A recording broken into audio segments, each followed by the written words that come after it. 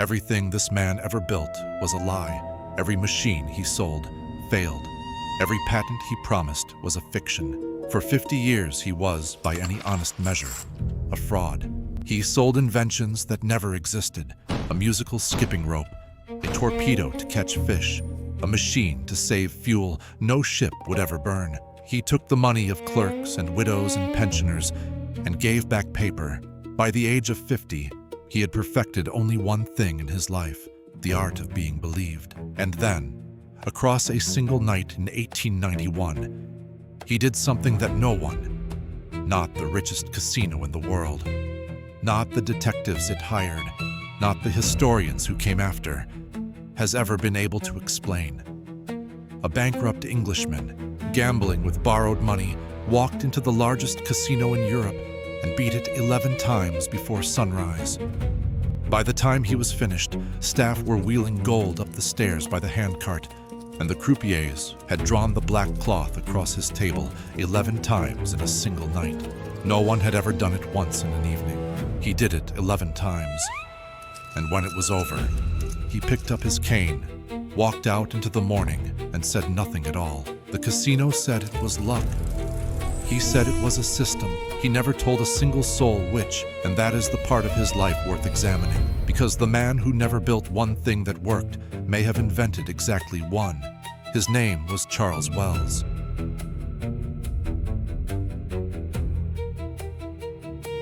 To weigh the question, you first have to meet the liar. Charles Deville Wells was born in England in 1841 and raised in the south of France, the son of a teacher, fluent in 2 countries and committed to neither. He called himself an engineer, and the title was almost true once. A single genuine patent, a mechanism for a ship's propeller, sold for a modest sum when he was young. After that, nothing he designed ever worked again. But he had learned something more useful than engineering: that you don't need to build a machine to sell one. You only need someone to believe you will. For 20 years, that was his trade. A musical skipping rope, a torpedo to catch fish, a device to save fuel that no ship would ever burn. He sold the idea of each, took the money, and moved on before the questions began. His marks were ordinary people with savings, among them widows in London, handing over money for inventions that existed only on paper. By 1891, the trade had run dry. He was around 50 and bankrupt. He raised one last sum, £4,000, from an investor whose name is lost, for a fuel-saving device he had no intention of building. He did not build it. He bought a ticket to the south of France.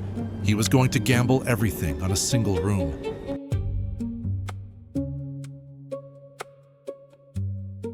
The room belonged to the most profitable machine ever built, and this one was real. The Casino de Monte Carlo had been conjured out of a stretch of Riviera swamp a generation earlier, and by 1891, it was the gambling capital of the world. Its scale was almost absurd. It employed more people than the country it sat in had citizens. Every table carried a fortune in chips, and behind the cashier waited a vault deep enough to pay any winner, however large. That vault was not generosity, it was confidence. Because the house understood the one thing most gamblers never do. On a European roulette wheel, the odds tilt to the house by less than 3%. It sounds like nothing, but stretched across thousands of spins, that sliver becomes a certainty, as fixed as gravity. The longer you play, the more surely you lose. So the house did something clever. It welcomed winners. It celebrated them. When a player drained a table's reserve, when he broke the bank, the casino turned it into theater. Play stopped. A black cloth was laid across the table like a shroud, and the winner was toasted while the orchestra paused. By the next morning, the table was full again. The math resumed, and every newspaper in Europe carried the name of the man who beat Monte Carlo, the finest advertising money could not buy.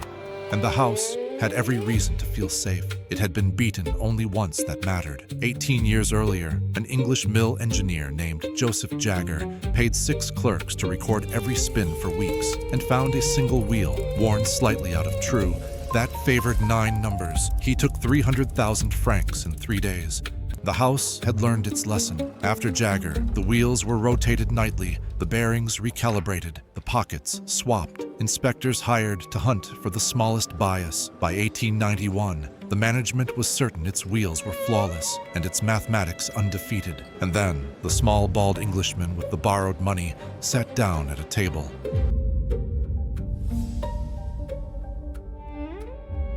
It was a little after 8 in the evening, late July 1891. He took a seat in one of the smaller, more elegant rooms, gaslight, velvet, cigar smoke, and bought in for the equivalent of 100,000 francs. No one looked twice. He was unremarkable by design, another modest Englishman in a plain suit, the kind that passed through every week.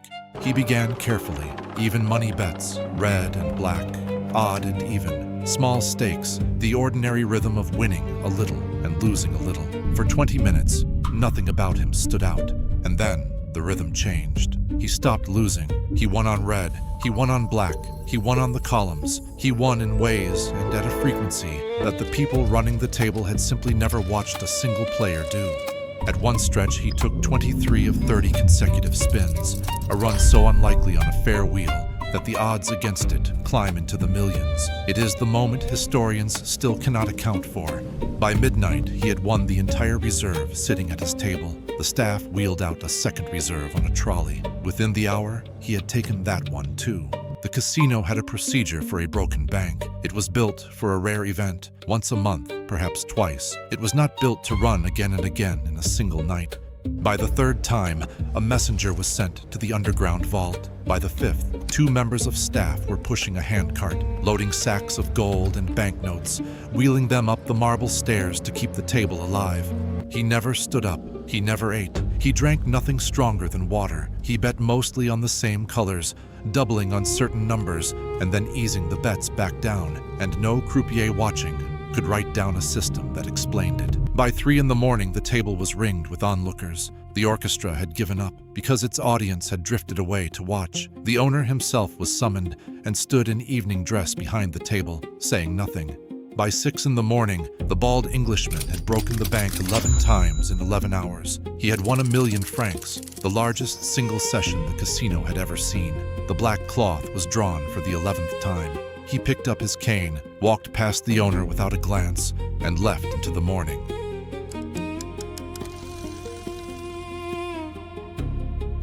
He left a problem far larger than the money behind him. By the time the next train pulled out of Monte Carlo, every major newspaper in Europe had a reporter aboard it. Within 2 days, the story was on front pages across the continent. The man who broke the bank at Monte Carlo.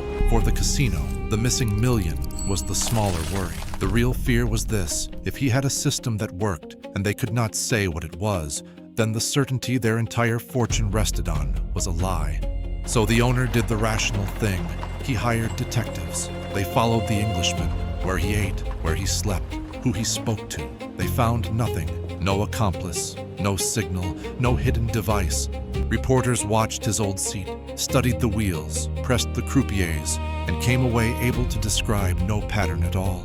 The man himself sat for an interview with a London paper, asked how he had done it. He said only that he had an infallible system, that it rested on mathematics and patience and a little luck, and that anyone could repeat it, given time. He declined to say another word. No one believed him, and no one could prove him wrong. So the owner made a decision that looks, on its face, insane. He let the Englishman come back. 4 months later, in November, he returned to the same table, bought in for much the same sum, and broke the bank again, by the most reliable count, 6 more times. The House allowed it, because it had done a calculation the public hadn't. Every article sent thousands of new gamblers toward Monte Carlo. Every headline was worth more than the money he carried out. So the casino did not chase him away. It put his face in its own advertising. But the owner never stopped watching, because he remained certain of one thing, that this man had a method. And on that, he was right.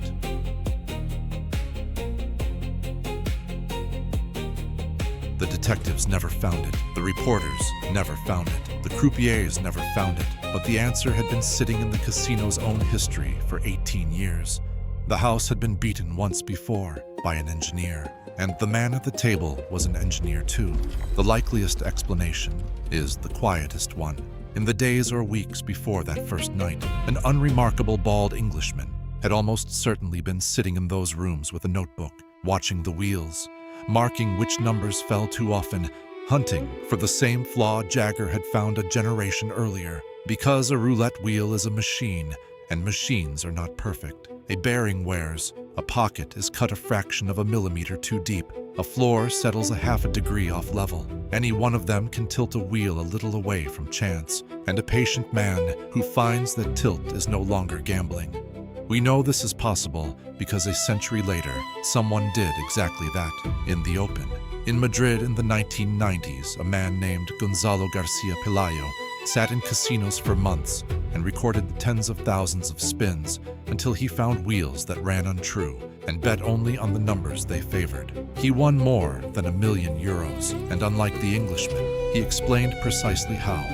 Roulette wheels are man-made, he said. Man-made things have flaws. Asked about the bald Englishman who had done something similar 100 years before him, Garcia Pelayo gave the same answer every time. The Englishman, he said, was an engineer, and engineers don't believe in luck. The casino's owners had always suspected the same thing. They never said it aloud. To admit it would have killed the legend, and the legend was selling them more than the casino ever could.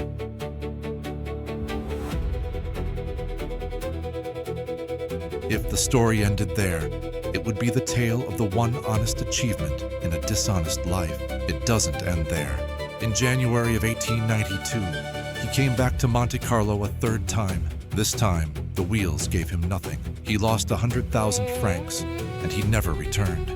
But by then, his name had outgrown him. A songwriter in London had read the headlines and set them to music, and the song became the most popular of its decade, sung in concert halls and pubs across the world in more than a dozen languages. For years, the man who broke the bank at Monte Carlo had become a chorus the whole continent was humming.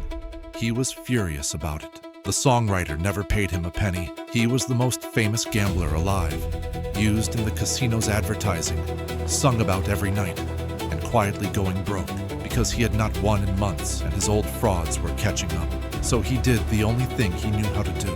He used the fame.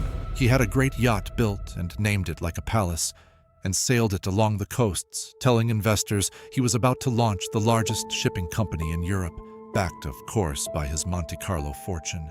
They gave him a great deal of money. He spent it, exactly as he always had. The detectives came for him on the deck of his own yacht. He was extradited to England and tried, and a jury convicted him on 23 counts of fraud. 8 years. He served 6. He came out older and quieter and broke, and he started again, because it was the only thing he had ever truly known how to do.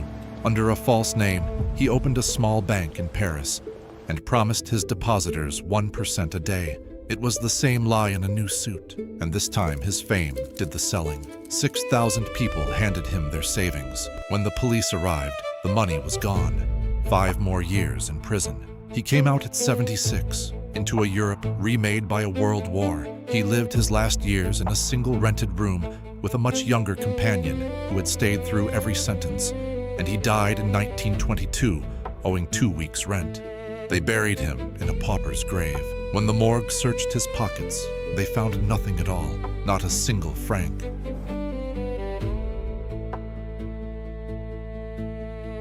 So here is the file, still open after more than a century.